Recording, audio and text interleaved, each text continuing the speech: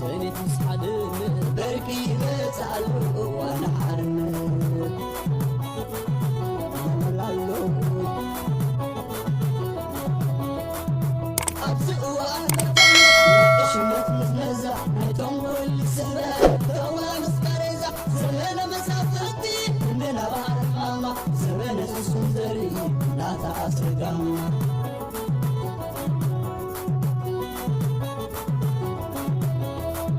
زمن يهودا بالتعبيد نقوليا درباب وانجب ومسلم خياري صبرتا وهاي سنة تسحدن بركي بتعلو وانا حرن بركي بتعلو وانا حرن قدي حلفان قزي مارن بركي بتعلو وانا حرن سلام زغبركم تخاطتل تيماني انفو ميديا كما يتوعلو نلو مسولوس إلت إسران حادن ورحشوات تخلتشن إسران سلستن كم تلمود زتفلالي وانويان حاد سرت زعباتاتن الزيناتاتن حيزولكم متيلخو مكتالكم يعدم كبرات تخاطتلتي نزا چانلنان معباي توم حدست زخونكم سابسكرايب كبرو توم زغبركم كا شير لايك نكومنت مقباراي تحمقون دابلكو نابتي زقص المدبات كسقركم بقدامنت زقربلكم كبرات تخاطتلتي بزعباتي تمالي زحبركم اب جبسي زتخايده ايرترا صوماليا جبسن كومون فلويلوخ امريكان زملكت الجزيرة لوما عند زوت صحف كحبركم سلدلوخي ابزي ناي لوما عندي الجزيرة اوتيو زلو صحف Who is driving diplomacy in the Horn of Africa and the Red Sea and why زبل ارستهيبو سفيح زغونة تنتنا ابزي نايلو معانت مدب اوتيلو علت اسران حدن مالتي ابزي بوزحات نتبتاتيم تتقيسهم كم تزبلكم اتركب بزعبا ريجينال سيكوريتي ماريتايم سيكوريتي ناي قيح بحرني نيرو زبزح ارستم استزاربلو دما ببحاد بوزحات ارست تزاريوم يزبل ابزي اتقندي تنقندي اكثرات كوينن زلو ابزي جبسي امريكا خومن ايثيوبيان كم بعد سوماليان ايرتران زبلا دما زلون استراتيجيكاو اقداسنت بقمت بمئتاو ناي قدن ابزي نغرزي وي ابز زرب زكلو اسلا زلون يزربال لمالو يلولو اب ناي الجزيره وصي زلو مالتي حجيتي ناتن اقداسنت ناي ايرتران ناي سوماليان كم زلو خوينو ازي جن ناي جبسي كاندي كونسرن كابتي قدم حجي زنبرا بوليسي ناي جبسي اب لعلي نايل ريفر طرح كاو زحلفون كوينو ناي جبسي انترست ويكا ديليت يزبزلو جبسي ابز حجوان كاو ايثيوبيا زلوا سقات ناي ماي طرح زي كونه ناي ريجينال باور كومون ايثيوبيا بزخونه يكون مجدي ناي بحر اكسس نغيتركب تغبرو زلا دبلوماسياو صعرታት كم زخونون ابز حبريتا وصيلو سلامنتاي جبصاويان ابز ساعات زي جبص ايثيوبيا خومو عينت اكسس نغيتركب يقالو سلو نزبل حاده ኢትዮጵያ እንድሕርዳ ናይ ባሕሪ ኣክሰስ ረኺባ ኣብ ቀረባ ግዜ ብዙሕ ነገራት ክትልውጠሉ ትኽእል መገዲ ክፈጠር ስለ ዝኽእል እቲ ለውጢ ድማ ነቲ ኣብ ኢትዮጵያ ዘሎ ዲማንድ ወይ ከዓ ጠለብ ስለ ዘዕብዮ እቲ ጠለብ ድማ ብኡ መጠን ናይ ኢነርጂን ኤሌክትሪሲቲን ጠለብ ክዕቢ ይኽእል እዩ በዚ መሰረት ከዓ ኢትዮጵያ ሞር ወይ ከዓ ተወሰኽቲ ግድባት ናይ ምስራሕ ድሌት ክህልዋ ክእል ቦቢላውን ንግብፂ ክትፅልዋ ክትገብረላ ትኽእል እያ ካልእ ዝዓበየ ድማ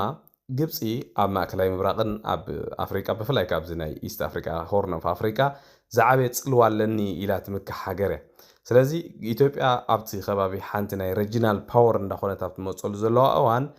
እዚ ነገር ዝደው ክብል ስለ ዘለዎ ድማ ንግብፂ እዚ ዲፕሎማሲ ስለ ዘገድሳ እያ ኣብዚ ተመርኩሳት ትገብር ዘላ ይብል ካልእ ናይ ኣሜሪካ ተራ ኣብዚ ድማ ይብል ኣሜሪካ ብፍላይ ምስ እዚ ናይ ሕጂ ዘሎ ኩናት ናይ ኢራን ከምኡን ምንቅስቃስ ናይ ሑቲ ሓፈሻዊ ኣብዘን ቀረባ ዓመታት ዝማዕበሉ ኣብ ማእከላይ ምብራቅ ሓደሽቲ ምዕባለታት እቲ ከባቢ ከማገዳሲ ስትራቴጂካውን ዞባ ስለ ዝረኣየቶ ኣሜሪካውን ብፍሉይ ልኡኽ ኣቢላ ነቲ ጉዳይ ኣትያቶላ ይብል ስለዚ ጽቡቕ ትንተናይ ብግቡእ ዘረዲ እዩ ስፍሕ ዝበለ እዩ ኣብ ናይ ኣልጀዚራ ኣትይኹም ብዝያዳቶም ቋንቋ እንግሊሽ ትመልኩ ኣብኡ ዝያዳ እንተንበብኩሞ ኸማን ተመራፂ ይኸውን ኣነ ጥራሕቲ ወፂኡ ዘሎ ሓበሬታ እዩ ዝህበኩም ዘለኹ ማለት እዩ ካልእ ዘቕርበልኩም ክቡራት ተኸታተልቲ ሜድያታት ናይ ደለይቲ ፍትሒ ብፍላይ ኣብ ዲያስፖራ ዝመደበረን ኣብ ውሽጢ ኤርትራ ብብዝሒ እንዳተሰምዓ ዘሸገረኦ ህግደፍ ሕጂ ሓድሽ ስልቲ ሒዙ መፅኡ ኣሎ ዝተፈላለዩ ኣብ ውሽጢ ሃገር ኣለዉ ክኢልና ኢና ባህልቲ ከም በዓል ዝትሪእዎ ዘለኹም ወዲ ነዞም ስንኩላን ዝረሸነ ብሪጋደር ጀነራል ድዩ ወላ ሜጀር ጀነራል ወዲ መምህር ዝበሃል ወዲ ዝሰዓረ ዝበሃል ኣብ ዝተፈላለየ ፊልም ገለ ክዋሳእ ገለ ሪኢኹም ኣለኹም ሕጂ ዝወዲ ብዙሕ ግዜ ትዕቢት ዝተሓወሱ ኣዝዩ ደረቕ ዝኾነ ትግርኛ እንዳተጠቀመ ኣብ ማሕበራዊ ሚድያ ቀልቅል ውጥም ይብል እዩ ብዙሕ ግዜ ሕጂ ኣብዚ ሰሙን እዚ ሒዞም መፅኦም ዘለዉ ኢንተርቪዋት ከዓ ኮነ ተባሂሉ ነቲ ኣብ ውሽጢ ኤርትራን ኣብ ደገን ዘሎ ህዝቢ ነዘን ናይ ደለይቲ ፍትሒ ሜድያታት ንኸይሰምዕን ብፍላይ ኣብ ውሽጢ ሃገር ዘሎ ሓድሽ ዝኾነ ስትራቴጂ ቀይሶም እዮም መፅኦም ዘለዉ ሕጂ ኣብዘን ዝቕፅላ ዘለዋ ክልተ ቪድዮታት እሞ ስምዕዎን እንታይ መልእኽቲ እዮም ዘመሓላልፉ ዘለዉ ንምርድኡ ክቐለልኩም እዩ እንደይ ነገር እዮም ናተይን ድምልከተን እንደሚልከተን ጉዳይ እናምፁ ጭፍጭፉን ኢሎም ክፀርፉን ኢሎም መፁ ነይሮም በዓል እዚ ነሽ ገለ ዝበሃሉ ኣለዉ ወይ ማሲ ሕማቅ ክዛረብ አይደለም ኣብ ዝቐረባ ግዜ እውን ሰበይቱን ጓሉን ሒዙ መኪና እንዳኸደ ተገምጢሉ ወይ በስመ አብ መንፈስ ቅዱስ ካብ ህይወት ተፈሊና ደገሉ መብዛሕ ተዛረብ ዘላ ክነጉምቦትኩም ቪድዮ ዘርጊሖም ክንዴ ነውፁ ፈጢሩ ቴሌፎን ካብ ደገ ድወል ብዙሕ ዳሃይ ምግባር ገለ ስጋዕ ንስድራና ረበሻ ንደገ ዘሎ ቀራቢና ገለ ሓቁሞም እያ እዚኣ ሶሪ ክነግረኪ ኣትሰሎት ግን ኣነ ነዚኦም ክጠቕሰልክ ኣሽማቶም ምጥቃስ ኣይደለን ኢኹም ኣነ ግን ክርድኦም እዮም ነሽን ንዑድ መስሉን ኢለ ጠቒሰልክ ኣለኹ ርአይ ፈጥነ ትሕዝቶ ስለ ዘይብሉ ይንዕቆ ኣይኮንኩን ከም ዘሎ ግን ኣይፈልጥኒ ከዓ he doesn't exist ግዜ ስለምንታይ ውድኦ ነዚ ነገር ዘኽሪ ቆቢዕካ ጠቢኻ ገለምታት ክስቱ ኣርቲስት ገለ ናልካ ንነብስኻ ክብረት ዘይብልካ ክብረት ሲእንካ ዘለኻ ክብረት ከልቢ ክብረት ዱሙ ሒዝካ እንዳኸድካስ ከመይ ኢኻ እሞ ንሰብ ክብረቱ ከተዋርዶ መን ኢኻ ኩሉ ሰብ ስለ ሳብስክራይበር ዘብዝሓልካ ገለ እኮ ፅቡቅ ኣለኻ ማለት ኣይኮነ ዝጃና እንዳበልኻ ይርአየካ እኮ ድረስ ከምኡ ስለ ዝገበረልካ ግን ከምዚ ብዙሕ ተፀዋዒሽምካስ ብዙሕ ዝፀዋዕካ ወይ ዝፈለጥካ ኮይኑ ዝስማዕካ ዓዋዓዋዓው ሽዑ ክስ ኣዋርዳካ ንዑስ ንስኻ ትዲብ ዘለኻ ይስማዕካ ኣይተወርዶን ኢኻ ምህያስ ክመፅእ ከሎ ኣይትቕበሎን ኢኻ መን ኢኻ ስኻ ንዓይ ክትይሰኒ ኢኻ ትብል ንዓይ ፐርሰን ዘይኮንኩስ ነቲ ከባቢና ዘሎ ንሪኦ ዘለና ኣነ ሕጂ ኩሉ ግዜ ግሪሱ ዝግበኦም ከደ ህዝቢና ዘሎ እሱ ኮይ ኢሉ ኮይ ሃኑ ከም መቂልዋ እታ ኢንተርቪው ኣብ ሓቂ ክንዛረብ ተኮይና ኣብታ ኢንተርቪው ኢሉ ፕሮፌሽናል ሃይስትን ኣማቹር ሃይስትን ኣለዉ እዚኦም ኣማቹር ሃይስት ኣነ ይቅበሎም ኢሉ ሓቁ ኢኻ ኣነ እውን ኣይቅበሎም ትማል ቲክቶክ ኣካውንት ከፊትካ ላይክ ካውንትካ ክትብዝሕ ክሊክ ቤት ክትረክብ ክትብል ኢልካ ንሓደ ሰብ ሰላጣ ትገብሮ እንታይ ክትረክቡ ኢኹም እንታይ ካ ትረክብ ولا أنت أوريدو انجرو كو أخذ عطول بزلخ نسب أنت قبل عطول جرا يقولون حج أنت هيدي تصنيع سجع حج كوش سقطايو كعطول الناس حج قن أبيك يبصحو أنا قبل ما تقولوا إلك كو درجسي كم زسقيلنا نريو نجلس أيكونوني ከምቲ ዘሰማዕኹሞ ክብራት ሰማዕቲ ኣብዚ ክልተ ዓበይቲ ሜድያታት ናይ ደለይቲ ፍትሒ እንተጠቂሰን ዘለዋ ኣብ ውሽጢ ኤርትራ እውን ኢፌክቲቭ ዝኾና ወይ ከዓ ብዙሕ ሰብ ተኸታታሊ እንዳጥረያ ዝመፃ ዘለዋ እታ ሓንቲ ናይ ወዲ መምህርያ ተኻለይቲ ድማ ናይ ነሽነሽ ካልኦት ሜድያታት ከም ዘለዋ እውን እዚ ክንጠራጠር የብልናን እዘን ክልተ እዚአን ዳ ንምንታየን ሕጂ ብዝተፈላለዩ ሰባት ክህረማን ክንቀፋን ዝድለያ ዘለዋ እንተይልኩም እቲ ቀንዲ ዕላማ ኣብ ውሽጢ ሃገር ዘሎ ህዝቢ በዘን ሜድያታት ዜና ቢሉ ብቢሉ መልእኽታት ንኸይመሓላለፍ ነቲ ዓፈና ናይ ሜድያ ንምቕፃል ኮነ ተባሂሉ ዝግበር ዘሎ እዩ ሕጂ ብዛዕባ ናይ ወዲ መምህር ክቃልልዎ ዝሓስቡ ዘለዉ ርእዎም ሕጂ እቲ ዋላ ዝጥቀምሉ ዘለዉ ቃላት ናይ ኢንቲሚዴሽን ወይ ከዓ ሰባት ናይ ምትሓት በቃ ዓቕሚ ከም ዘይብሎም ጌርካ ናይ ምቕራብ ዓይነት ኣዘራርባ እዮም ዝዛረቡ ዘለዉ እዚ ባይ ዘ ወይ ዝወዲ እዚ ካፍር ክኽወል እዩ ዝግብኦ ነይሩ ኖ ኣቦኡሲ ንሃገር ኢሎም 30 ዓመት ተቃሊሶም ዝሰንኮሉ ስንኩላን ናይ ማሕበር ኣቅድሚ ህዝቢ መሰኻኽር ዘለዎ ዝተሰነደ ዝረሸነ ሰብ ይቡ ከመይ ገይሩ ሕጂ መፅዩ ብዛዕባ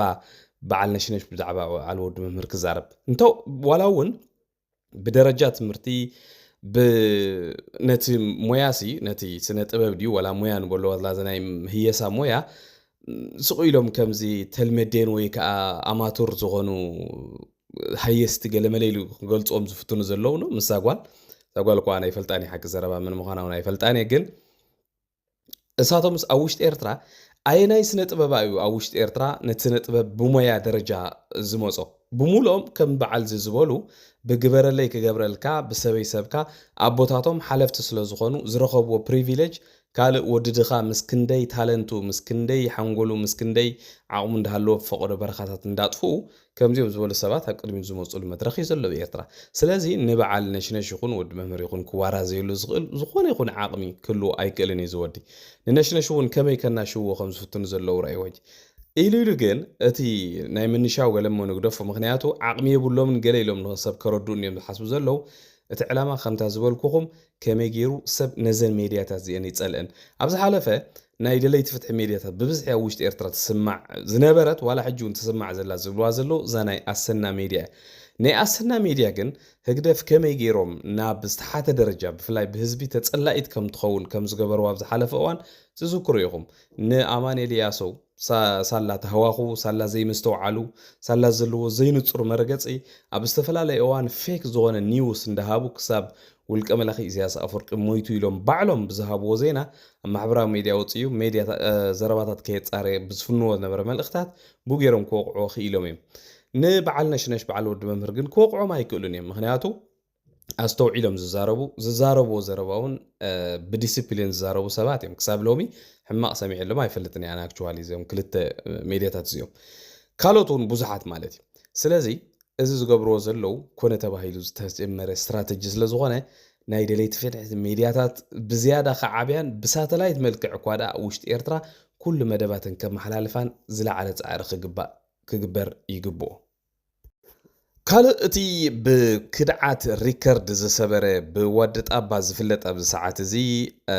ምስ ህግደፍ ኮይኑ ብዙሕ ግዜ ሃለውለው ዝብዝሕ ዝነበረ ሰብ ሕጂ ከዓ እንታይ ከም ዘብልዕዎ ንመበል ሻሙናይ ግዜ ዲ ታሻዓይ ክፍል ግዚኡ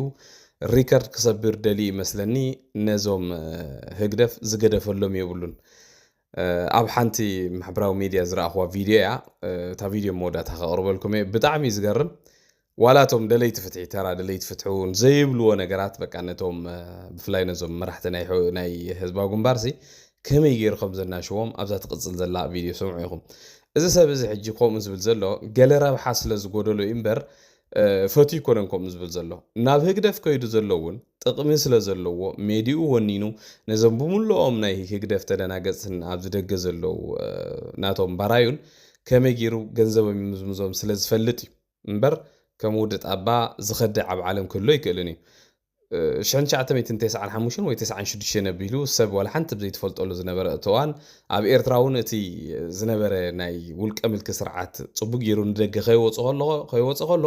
ንኢትዮጵያ ከይዱ ቃለስ ኢሉ ዝኸደ ሰብ እዩ ብድሕሪ ዝኩሉ ዓመታት ኣብ ኢትዮጵያ ኮለል ይብል ፀኒሑ ተመሊሱ ከዓ ናብ ህግደፍ ዝኣተወ ካብ ደርጊ ናብ ሻዕብያ ካብ ሻዕብያ ናብ ወያነ ካብ ወያነ ከዓ መሊሱ ናብ ህግደፍ ሕጂ ከዓ ከም ትሪእዎ ዘለኹም ኮለለል እንዳበለ ከዓ ናባና ክምለስ ደሊድዩ ዋላ ኣይደኖ ዝቕበሎ ሰብ እኳ ዘሎ ኮይኑ ይስማዓንን ድሕሪ ዝኩሉ ሃለውለው ምክንያቱ ናይ ሎሚ ሃለውለው ኩሉ ይስነድ ስለ ዝኾነ ብዝኾነ ግን እዛ ተቐፅል ዘላ ቪድዮ ከዓ ስምዑዋ ኢኹም ናቱ ሻዕብያ ማለት ሓደ ናይ ዓዋሉ ግሩፕ ካብ ባሻውል ሰኻርን ነበሩ ገለ ነበሩ ወፂኦም እድሪስ ዓዋተ ዝበሃል ብዕራይ ሰሪቑ ኣብ ዝመትሐት ኮማንዲስ ኣሲሮሞ ንሃይለ ስላሴ ሃዲሙ ከይተሓዝ ብዕራይ ምክንያት ዝተኮሰ እምበር ተቃላሲ ኣይኮነን ካልእ ዘቕርበልኩም ክቡራት ሰማዕቲ ኣብ ትግራይሲ ዘይስማዕ ነገር የለን ኣነ ብጣዕሚ እንዳገረመኒ ዝኸይድ ዘሎ ናይ ሎም መዓንቲ ዘንበብክዎ ዜና ከዓ ዝገርም እዩ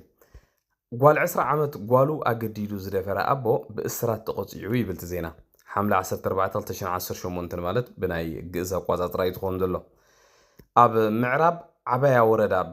ብርብር ከተማ መንደር ሰባት ነባሪ ካብ ኢንስፔክተር ግርማ ጌታቸውን ከምኡውን ካብ ወይዘሮ መስከረም ሙልጌታ ዝተወለደት መንእሰይ ጓል 20 ዓመት ሃና ግርማ ናይ ተሻዓይ ክፍሊ ተምሃሪት ክትከውን ከላ ኣቦኣ መንግስቲ ብዘዕጠቆ ሽጉጥ ብምፍራሕ ብዕለት 6/9/2018 ብግእዝ ኣቋፃፅራ ከባቢ ሰዓት 2 ምሸት ቡና ከም ተፍልሕሉ ዝነበረት ቦታ ኣተስኡ ናብ መደቀሲ ክፍሊ እናፈራርሐ ብምውሳድ በገዛ ውላዱ ብጉልበት ክብረ ንጽህና ተጋሲሱ ደፊርዋ ይብል እታ ቆልዓ ብዘስማዓት ኣውያ ዝተዳመፁ ጎረቤት ዘሊሎም ብምእታው እቲ ኩነታት ምስራዩ ናብ ፖሊስ ሓቢሮም ፖሊስ ድማ እቲ ጉዳይ ሒዙ ድሕሪ ምፅራይ ኣብ ምዕራብ ኣባያ ወረዳ ፍርዲ ቤት ኣብ ልዕሊ ተኸሳሲ በዚ ዕለት ኣብ ዝወዓለ ችሎት 9 ዓመትን 3 ወርሕን ጽኑዕ እስራት ከም ተፈርዶ ካብ ምዕራብ ኣበያ ወረዳ ኮሚኒኬሽን ዝረኸብኮ ዘገባ የመላኽት ይዝብል እዚስ 9 ዓመት ጥራሕ ክፍረድ ሕሰቦ እሞ ምክንያቱ ኣብዚ ምዕራባዊ ዓለም እዚ ፈርጌቫልቲጉም ወይ ከዓ ጓል ኣንስተይቲ ምዕማፅ ዝበሃል ካብቶም ዝኸበዱ ገበናት እዮም ካብ ሞት ንላዕሊ ዘቕፅዕ ገበን እዩ ብፍላይ ከዓ ንኣሽቱ ደቂ ኣንስትዮ ትሕቲ ዕድመ ዝኾና ማለት እዩ ትሕቲ ዕድመ ዝኾና ደቂ ኣንስትዮ እሞ ድማ ናይዚ ዝኸፍአ ዝገብሮ ኣቦኣ ወላዲኣ ምዃኑ እዩ ስለዚ እዛ ጓል እዚኣ ዋላ ብካልእ ሰብ ተዓሚፃ እንትኸውን ነይራ most probably ናይ እቲ ብድሕሪኡ ዝመፅእ ትራውማ ናይ ምሕዋይ ተኽእሎታት ኣለዋ ምናልባት ክትርስዖ ትኽእል ክትሓውውን ትኽእል እያ ናይዛ ሰብ ግን ክልተ ዓበይቲ በደላት እዩ ዘሎ ሓደ ምዕማፃ ካልኣይ ድማ ብገዛእ ኣቦኣ ምዃኑ ማለት እዩ ስለዚ ስነ ኣእምራዊ ፀገም እዛ ጓል እዚኣ ፈፂሙ ክገድፋ ኣይክእልን እዩ ከምዚ ዓይነት ሰባት ን9 ዓመት ክትፈርዶም ድማ የሕዝን እዩ እዚ ሕልፈት ክፍረድ ዝግብኦ ነይሩ ምናልባት ኣብ ኢትዮጵያ ካልእ መቕፃዕቲ ዘለውን ካልእ ይግብኦ እዩ ብጣዕሚ ዘስደምም ዓይነት ገበናት እዩ ኣብ ልዕሊ ደቂ ኣንስትዮ ፍላይ ዝግበር ኣብ ትግራይ ሓፈሻዊ ኢትዮጵያ ይሕዝነካ እዩ ካልእ ዘቕርበልኩም ክቡራት ተኸታተልቲ ኣብ ታሪክ ናይ ኤርትራ ቀሺ ዲሜጥሮስ ገብረ ማርያም ዝብል ሽም መቸም ዳርጋ ብዙሓት ንፈልጦ ኢና ዝብል ግምት ኣለኒ ብፍላይ ኣብዚ ናይ 50ታት ናይ 40ታት ዝነበረ ፖለቲካ ቀሺ ዲሜጥሮስ ዝበሃሉ ኣብ ታሪክ ኤርትራ ዓብይ ዝኾነ ሽም ኣለዎም እንተስ ብሕማቕ እንተስ ብፅቡቕ ዝተፈላለዩ ሰባት ብዝተፈላለየ መገዲ ከልዕልዎም ይኽእሉ እዮም ብድሕሪኡ ግን ንቀሺ ዲሜጥሮስ ወዶም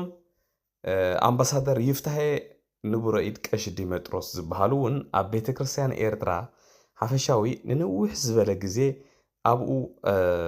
ከመሓድሩ ፀኒሖም እዮም እዞም ወዶም ንቀሺ ዲሜጥሮስ ወይ ከዓ ይፍታሄ ቀሺ ዲሜጥሮስ ዝበሃሉ ኣብዚ ቀረባ መዓልታት ዕለት 19 ከም ዝዓረፉ ኣብ ኤርትራ መቃብር ስነ ስርዓት ቀብሮም ከም ተፈጸሙ ኣብ ማሕበራዊ ሚድያ ክወፅእ ርአዮ ነው እስከ ብዛዕባ እዞም ወዲ ቀሺ ዲሜጥሮስ ዘለኩም ታሪክ ኣብዚ ኮመንት ኣካፍሉና ኣነ ዕሙቕ ዝበለ ኣፍልጦ ስለ ዘይብለየ ቀሺ ዲሜጥሮስ ግን ብታሪክ ከም ዝተማሃርናዮ ሓፈሻውን ብዙሓት ሰባት ከም ዝዕልልዎ ነቲ ንልዕሊ 30 ዓመት ዝወሰደ ከምኡውን ልዕሊ 65,000 ካብኡን ላዕሊ ስዋኣት ምክንያት ዝኾነ ቃልሲ ህዝቢ ኤርትራ ንክጅመር ጠንቂ ካብ ዝኾኑ ሓደ ኣቦ ከም ዝነበሩ እዩ ዝንገር ኣብ ታሪክ እዞም ወዶም ከ ኣብዚ ሕጂ ትሕመስ ዘላ ኦርቶዶክሳዊት ቤተክርስትያን እንታይ ዓይነት ተራእዩ ነይርዎም ንእግረ መገደይ ንኣፍልጦውን ክኾነና ካልኦት ሰባት እውን ክመሃሩሉ ኣብ ኮመንት እንተትፅሕፉለይ ተመራፂ ይኾኑ ወይ ድማ ብውሽጢ ብዛዕባ እዞም ቀሺ ወዶም ንቀሺ ዲሜጥሮስ ሕጂ ሞይቶም ዘለው ኣፍልጦ ዘለኩም እንተለኹም ብውሽጢ ብፅሑፍ መልክዕ ብቮይስ መሰጅ ተሰይድኩም ለይ ከማን ዝበለፀ ይኸውን ወይ ከዓ ኣብ ዝቕፅል ዘሎ ግዜ ፅቡቅ ጌረ ከቕርበልኩም ማለት እዩ ኣብ መወዳእታ ዘቕርበልኩም ክቡራት ሰማዕቲ ኣብ ጣልያን ኣብዚ ሰዓት እዚ ከቢድ ዝኾነ ሰላማዊ ሰልፍታት ይካየድ ኣሎ ብጣዕሚ ቫዮለንስ ዝተሓወሰ ወይ ከዓ ዕግርግር ዘለዎ ሰላማዊ ሰልፊ ጠንቂ ናይዚ ሰላማዊ ሰልፊ እዚ ድማ ኣብ ዝሓለፈ መዓልታት ሓደ ሞሮካዊ ዜጋ ኣብ ኢድ ናይ ፖሊስ ከሎ ፖሊስ ልክዕ ከምዚ ናይ ኣሜሪካ ኣጋጢሙ ዝነበረ ቅድሚ ሕጂ ሒዞም ንኸኣስሮ እንዳፈተኑ ከለዎ ኣብ ኢዶም ስለ ዝሞተ እዩ ከም ዝፍለጥ ኣብ ሃገር ጣልያን ብዙሓት ናይ ሰሜን ኣፍሪቃ ዜጋታት ፍላይ ናይ ቱኒዝያ ሞሮኮ ኣልጄርያ ዜጋታት ከም ዝነብሩ ይፍለጥ እዩ ንሶም ጥራሕ ዘይኮኑ ግን ፀጋማዊ ክንፊ ወይ ከዓ እቶም ንሊበራሊዝም ዝድግፉ ኢጣልያውያንን ካልኦት ዜጋታትን ዝተሳተፎ ሰፊሕ ዝኾነ ዕግርግ ዝተሓወሶ ሰላማዊ ሰልፊ ይካየድ ኣሎ በዛ ኣጋጣሚ እውን ኣብ ጣልያን ዘለኹም ኣሕዋት ኣብ ከምዚ ዓይነት ነገራት ጥንቃቐታት ክትገብሩ ነግረ መገደይ ሓበሬታ ከመሓላልፈልኩም ደሊ ዝኸበርኩም ተኸታተልቲ ንሎሚ ናይ ምሸት ኣዳልየልኩም ዝነበርኩ ሓፀርቲ መደባት ነዚ ዝመስል ኣብ ዝቕፅል መደብና ክሳብ ንራኸብ ድሓና ምስዩ